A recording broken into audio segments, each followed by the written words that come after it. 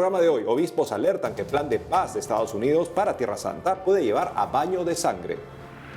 Además, el Santo Padre envía rosarios para sobrevivientes de tiroteo en El Paso. Y en Argentina, la diócesis de Lomas de Zamora celebró a su patrona, la Virgen de Nuestra Señora de la Paz. Bienvenidos a su programa EWTN Noticias. Soy Silvia Ordóñez. Gracias por estar con nosotros. Soy Eddie Rodríguez Moreno.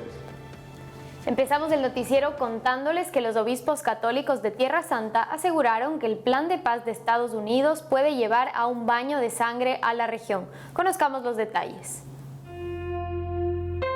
Los obispos católicos de Tierra Santa alertaron que el plan de paz de Estados Unidos, anunciado esta semana para hacer frente al conflicto entre Israel y Palestina, no es una solución, sino que creará más tensiones, violencia y un baño de sangre, puesto que favorece las demandas tradicionales de Israel para una solución de dos estados, además de ser una iniciativa unilateral que no involucró a los palestinos y no respetó sus derechos y dignidad. Así lo indicaron los obispos de la Asamblea de Ordinarios Católicos de Tierra Santa, que agrupa a los prelados de rito latino, melquita, maronita, sirio, armenio y caldeo, todos ellos en comunión con Roma. Y es que el pasado 28 de enero, el presidente de Estados Unidos, Donald Trump, y el primer ministro de Israel, Benjamín Netanyahu, anunciaron un plan de paz con el que se propone un camino como parte de la solución de dos estados. La propuesta sería inicialmente para un periodo de 4 años y establecería las fronteras para un estado palestino, teniendo como capital a Al-Quds, el nombre árabe para Jerusalén, con algunos sectores del este de la ciudad. Sin embargo, todo el resto de la metrópolis, incluida la ciudad antigua, seguiría siendo parte de Israel. En otras noticias, les contamos que el Santo Padre entregó 50 rosarios que serán obsequiados a los sobrevivientes y familiares de las víctimas del tiroteo ocurrido en la tienda de Walmart de El Paso. Veamos. Hace unos días, el Papa Francisco entregó 50 rosarios que serán obsequiados a los sobrevivientes y familiares de las víctimas del tiroteo ocurrido el pasado 3 de agosto de 2019 en la tienda de Walmart de El Paso, en Texas, donde fallecieron 22 personas y otras 24 resultaron heridas. Según se dio a conocer, los rosarios fueron recibidos por Monseñor Mark Seitz, obispo de El Paso, durante la reunión que sostuvo con él y otros 25 obispos en el marco de la visita ad limina que realizó el grupo de prelados de Estados Unidos. Tuve la oportunidad de recordar para el Papa lo que pasó aquí en agosto del año pasado.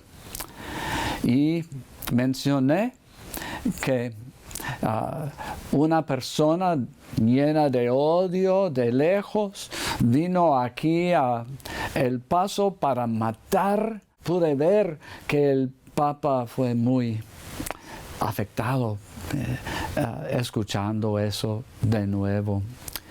Y yo pedí que si puede mandar su bendición a ellos en particular, en nuestra comunidad. Cuando el prelado hizo este pedido al pontífice, Monseñor Seitz comentó que el Papa Francisco le preguntó ¿cuántos rosarios quieres? A lo que el obispo, sorprendido, respondió que 20. Después del encuentro, el Santo Padre lo llamó aparte y le entregó una bolsa, pero con 50 rosarios. Estoy muy feliz que tengo la oportunidad de compartir ese signo de su amor, de su presencia, de la presencia de Dios, en verdad, con los que todavía están sufriendo. Mencioné en particular a uno de los heridos, Memo García, que todavía está en el hospital muy enfermo. Y porque quisiera que el Papa escuchó su nombre, personas reales que están sufriendo. Cabe señalar que Monseñor Mark Seitz indicó que estos rosarios serán entregados personalmente en la mano de cada familia de los heridos y fallecidos. Además, comentó que se realizará un memorial en la diócesis de El Paso tras 6 meses de esta tragedia. Por otro lado, en un reciente mensaje difundido en su cuenta de Twitter, el Papa Francisco afirmó que la soledad no se vence encerrándose en uno mismo, sino invocando a Dios. En un mensaje recientemente difundido en su cuenta de Twitter, el Papa Francisco afirmó que la soledad no se vence encerrándose en uno mismo, sino invocando a Dios. En ese sentido, aseguró que el Señor escucha el grito de quien no tiene a nadie. No es la primera vez que el Santo Padre reflexiona sobre dicha situación y sus efectos negativos para la persona. En una audiencia concedida el pasado 16 de marzo de 2019, el pontífice insistió en que cuando el hombre se siente solo, experimenta el infierno. Asimismo, durante una homilía pronunciada en una de las misas que cada día celebra en Casa Santa Marta, el Papa recordó que también Jesús se sintió de esta manera en su decisión de aceptar la muerte en la cruz como voluntad del Padre. Además, en la Eucaristía por la inauguración del Sínodo de los Obispos sobre la Familia, el 4 de octubre de 2015, el Papa Francisco afirmó que la soledad es el drama que aún aflige a muchos hombres y mujeres.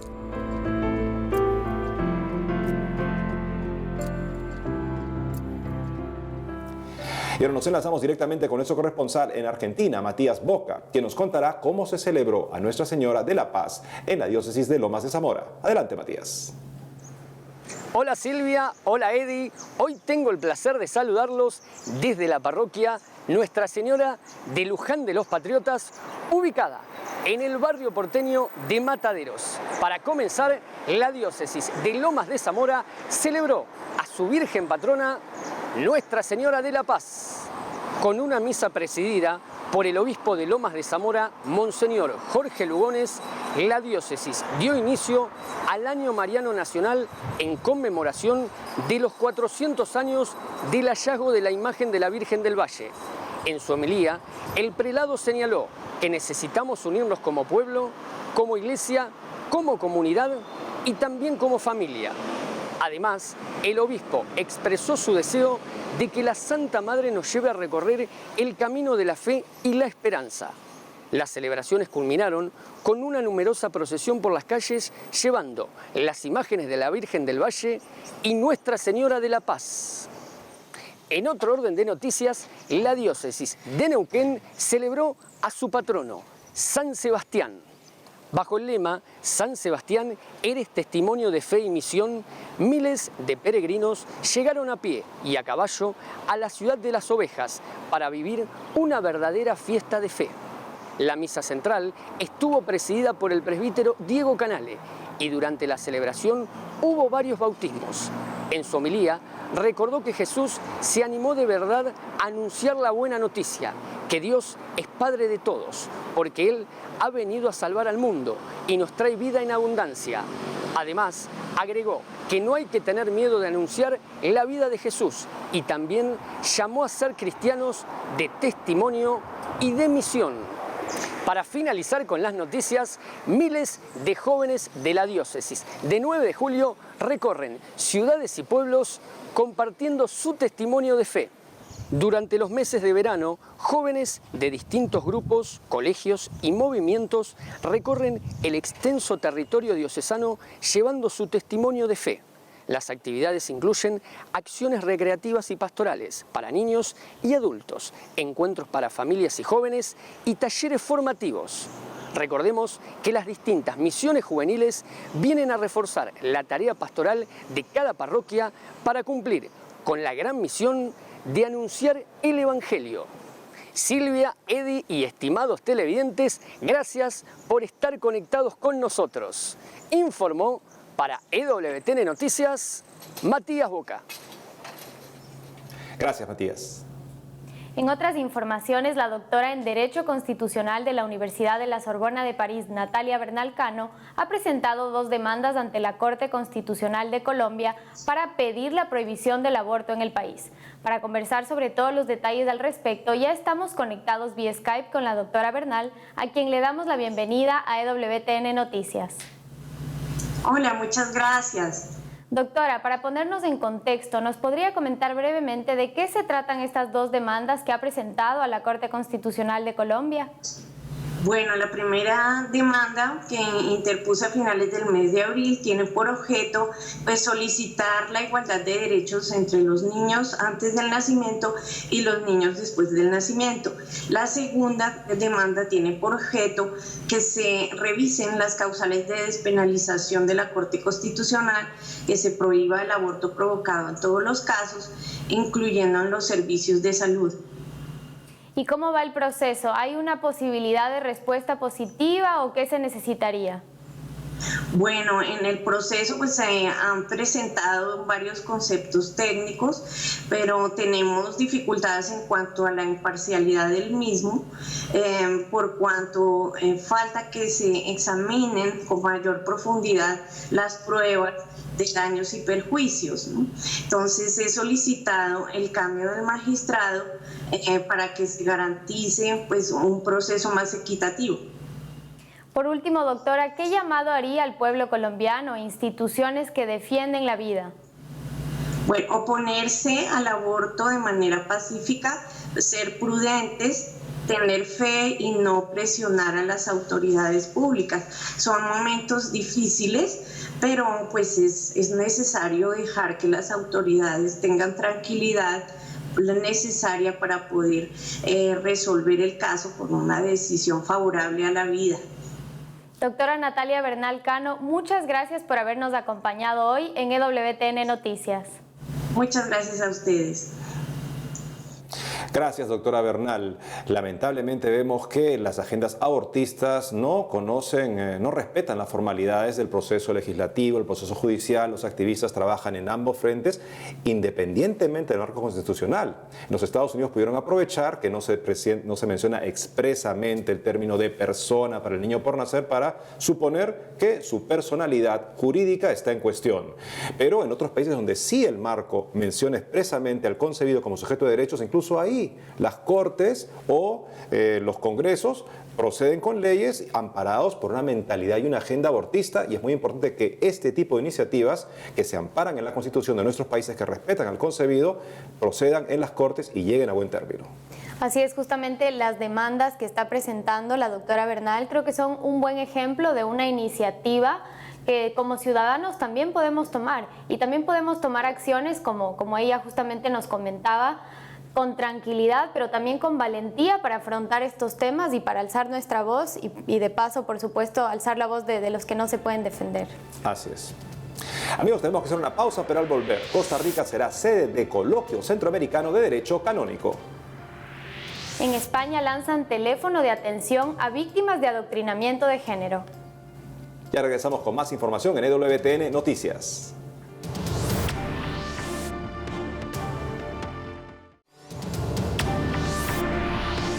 Seguimos con más información y nos vamos rápidamente hasta Costa Rica, donde está nuestra corresponsal Anastasia Telles, quien nos informará de un coloquio centroamericano de Derecho Canónico que se realizará en este país. Adelante, Anastasia. Hola, les saluda Anastasia Telles Abarca desde Costa Rica con el reporte para EWTN Noticias. Comenzamos. Costa Rica será la sede del Coloquio Centroamericano de Derecho Canónico.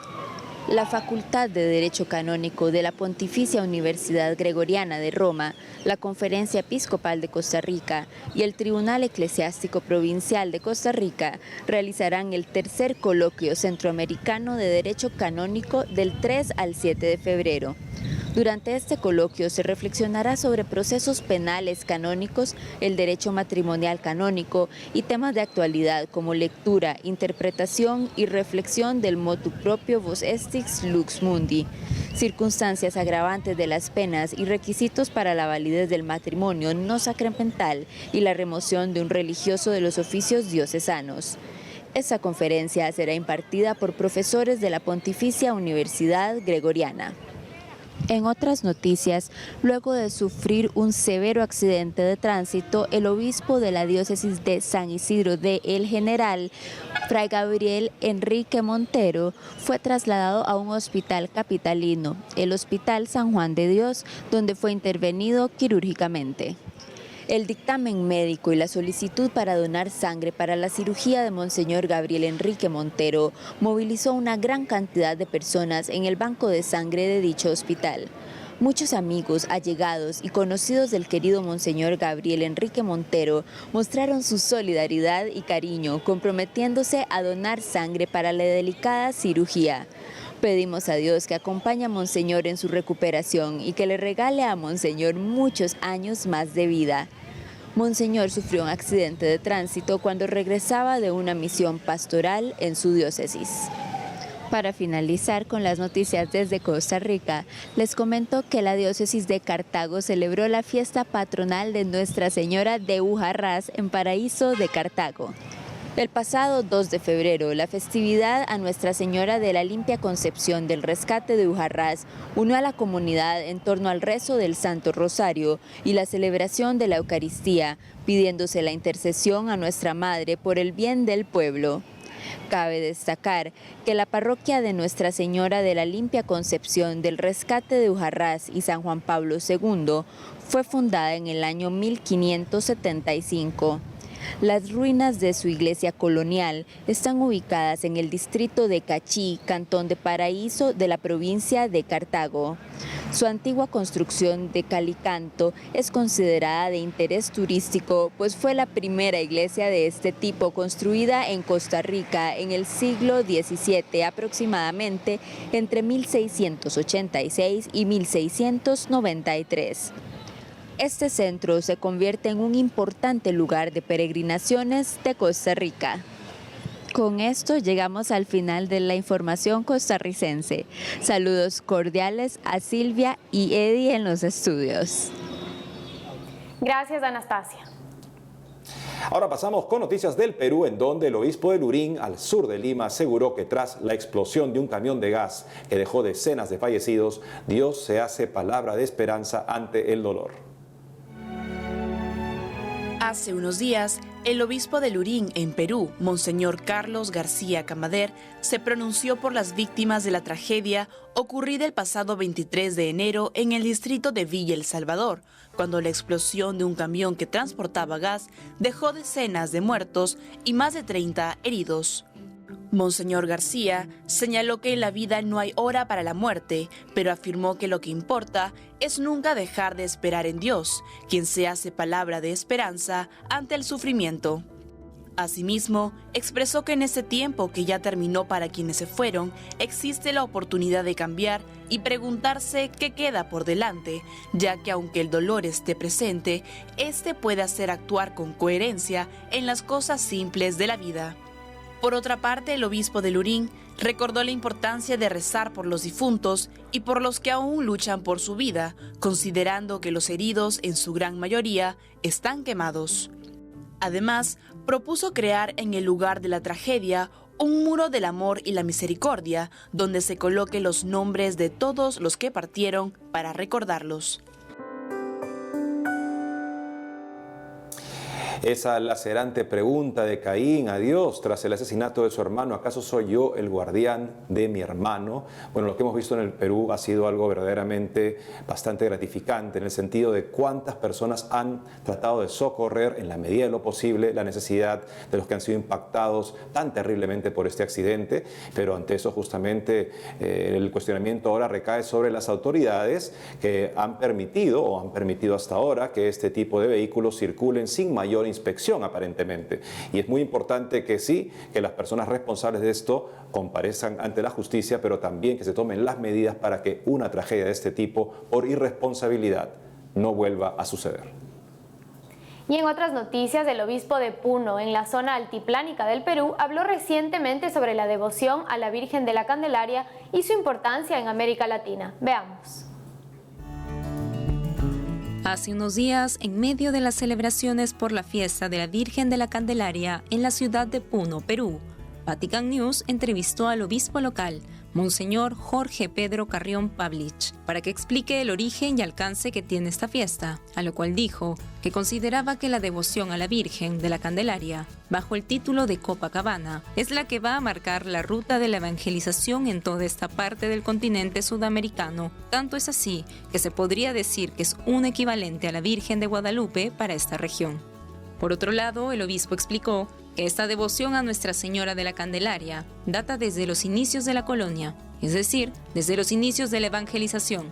En este sentido, el prelado enfatizó en que el origen se encuentra en la devoción de la Virgen de la Candelaria de Copacabana, cuya fiesta fue establecida el 2 de febrero de 1583 en Bolivia y luego se expandió en todo el sur del Perú. Posteriormente, el obispo de Puno afirmó que esta imagen de la Candelaria empezó a tener relevancia en la ciudad de Puno porque es una devoción de los pueblos originarios.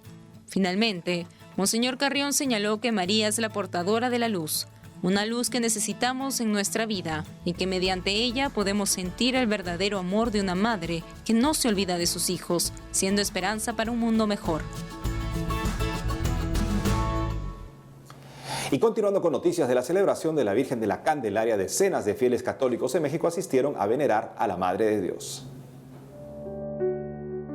Decenas de fieles católicos celebraron el Día de la Virgen de la Candelaria en México y llevaron pequeñas figuras del Niño Jesús para que sean bendecidas como parte de esta festividad. Francisco Alcántara, uno de los feligreses presentes en la fiesta, asistió por su cumpleaños número 71 y bendijo una imagen de Jesús hecha en madera que tenía 110 años desde que fue elaborada y que, según contó, fue heredada de la familia de su esposa.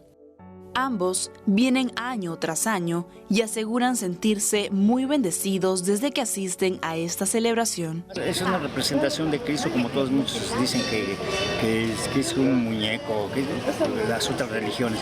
Pero nosotros, como nosotros somos respetuosos de nuestra religión, así nos enseñaron nuestros padres, nuestros antepasados, entonces yo lo quiero mucho a mi niño.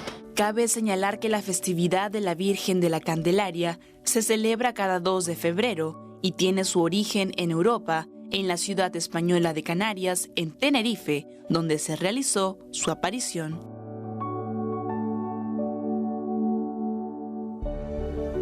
Y nos vamos hasta España para contarles que la asociación Hazte Oír lanzó hace poco el teléfono de atención a las víctimas de adoctrinamiento de género, que lleva por nombre Teléfono PIN Parental. Para darnos todos los detalles de esta iniciativa está conectado con nosotros vía Skype Ignacio Arzuaga, presidente de hazteoír.org. Ignacio, bienvenido a EWTN Noticias. Encantado y muchas gracias. Ignacio, cuéntanos por favor en qué consiste este teléfono de atención a las víctimas de adoctrinamiento de género y cuál es el contexto en el que surge. Sí, aquí en España pues llevamos muchos años, demasiados años, con que muchas veces se utilizan los colegios para adoctrinar a los niños en ideología de género. Y entonces nosotros pues planteamos una herramienta para que los padres podamos decidir sobre qué tipo de formación reciben nuestros hijos en el colegio, fundamentalmente en cuestiones de tipo moral, que se llama el PIN parental, que es esa obligación que debería de tener el colegio de informarnos y nosotros de aprobar charlas, por ejemplo, relacionadas con contenido afectivo sexual. Así que creamos este teléfono, cuenta de correo electrónico, cuenta de Instagram, donde los padres y los alumnos nos envían sus denuncias sobre casos concretos de adoctrinamiento de género y nosotros lo que hacemos es les ayudamos, les apoyamos, les tramitamos o incluso les ayudamos a denunciar estos casos frente a las autoridades y frente al Poder Judicial, frente a los jueces aquí en España, ¿no? ¿Y cómo ha sido recepcionada esta iniciativa? ¿Hay personas que ya han hecho uso del servicio? Sí, lo lanzamos hace apenas una semana, 6 días, y ya ha habido 32 padres o alumnos donde nos han denunciado, que nos han escrito, que nos han llamado y nos han contado casos concretos de adoctrinamiento en ideología de género. Nosotros ya hemos empezado a asesorar a esos padres y nuestros abogados incluso están analizando algunos de estos casos para presentar las correspondientes denuncias, porque hay que recordar que tanto la Constitución española como el Tratado de Derechos Humanos de Naciones Unidas reconocen ese derecho que tenemos los padres para elegir la educación moral que reciben nuestros hijos. Finalmente, Ignacio, si una persona quiere hacer uso de este teléfono PIN parental, ¿qué debe hacer? ¿Cuáles son los pasos que debe seguir?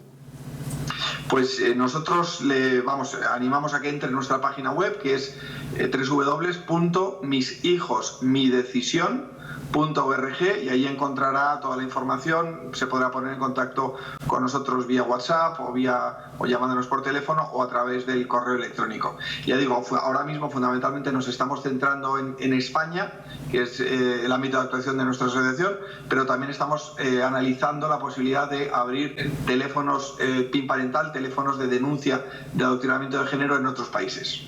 Ignacio Arzuaga, muchas gracias por habernos acompañado hoy en EWTN Noticias. Muchas gracias a vosotros, un saludo. Gracias, Ignacio. Una buena idea destinada a crecer. Nace como una iniciativa política para que los padres tengan control sobre ciertos contenidos que tal vez no quisieran que sus hijos recibieran, como también los padres tienen el control en sus dispositivos, en sus televisores, para que sus hijos no vean ciertos contenidos que no quieren que vean a través de los medios. ¿Por qué el aula de clase va a ser algo diferente? Porque hay licencia, disculpen, para matar los principios y la moral de los padres en el aula de clase. No debe ser así. Esta es una excelente iniciativa para que también se pueda recurrir a este tipo de tecnología y también a este tipo de auxilio para poder recibir el asesoramiento en caso de que nuestros hijos estén siendo expuestos a algo que va en contra de nuestros valores cristianos. Así es, lo interesante también de esta iniciativa, como nos comentaba Ignacio en la entrevista, es que es una parte de empoderar a los ciudadanos y de hacerlos conscientes de que ellos también tienen su voz y pueden quejarse cuando no están de acuerdo con estos temas de ideología de género. Incluso los estudiantes han llamado ya al teléfono a denunciar, así que realmente es algo que está funcionando y ojalá se difunda pronto a otros países. Así es, amigos, y con esto hemos llegado al final del programa de hoy. Gracias por haber estado con nosotros. Gracias por acompañarnos. No se olviden de seguirnos en nuestras redes sociales. Hasta mañana.